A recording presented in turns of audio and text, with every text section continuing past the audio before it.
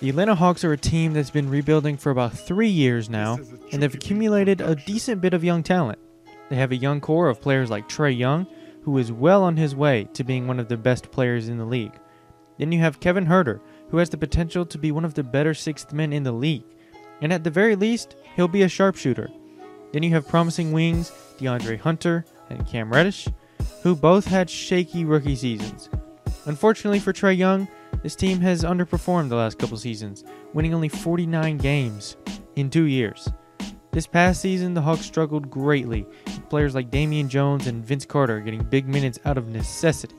Trae understandably expressed his frustration with the team, and this offseason was an attempt to remedy that. The Hawks acquired rim runner Clint Capella at the trade deadline and drafted defensive anchor Onyeka Okongwu with the 6th overall pick in the draft.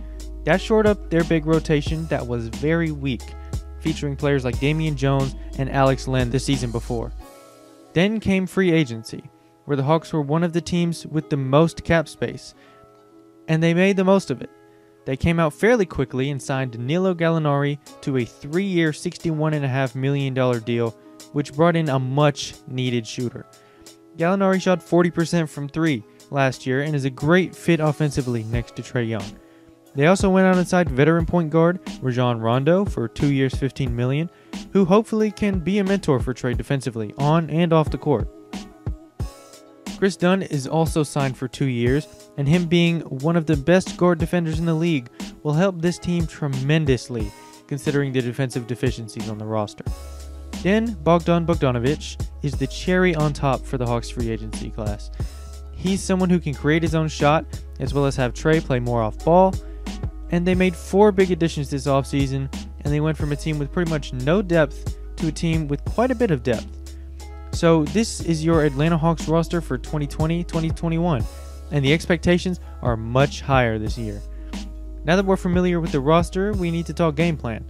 Our starters on day 1 are going to be Trae Young, Bogdanovic, DeAndre Hunter, John Collins, and Clint Capella. That means off the bench we have players like Rondo, Dunn, Reddish, Gallo, and Okongwu. You'll notice there I said 11 names, and that's a problem.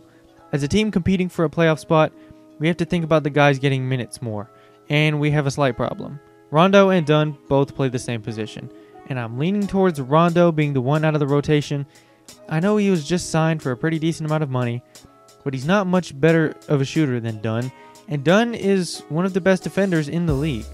Rondo is a better playmaker, yes, but Dunn is still very capable, and he won't have to do all the playmaking. I know some will suggest benching Reddish, but he's going into his sophomore season, and we could really use his defense on the wing.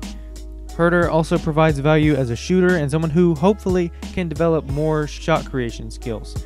So I need him to get at least some minutes to see where we're at with him. So it looks like Rondo is the odd one out, although I'm sure he will play at some point.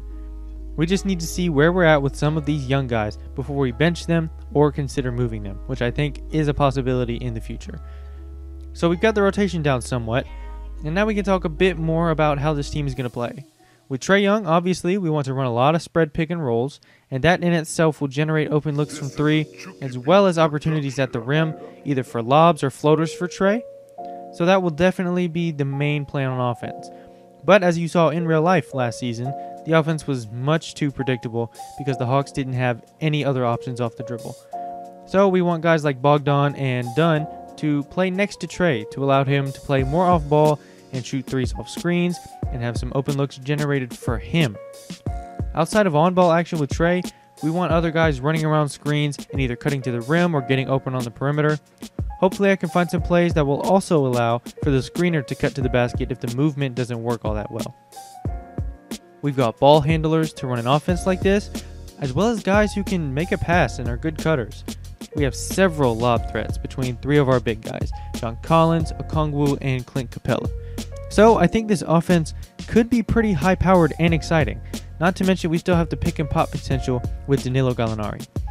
The defense is still a question, but we have big wings who can switch in Hunter and Reddish, as well as centers who are good defensively in Okongwu and Capella, obviously. So that's pretty much it for now, honestly. Next episode, we get to watch this team in action, and I have to spend like 10 hours looking for plays that actually work from 2K's playbook. Wish me luck. I just wanted to give you guys an introduction to this team, an introduction to the series, and here we are, new MyGM, next gen. But if you enjoyed the video, consider leaving a like and subscribing to the channel. I'd greatly appreciate it. If you didn't like it, leave a dislike. And y'all have a good one.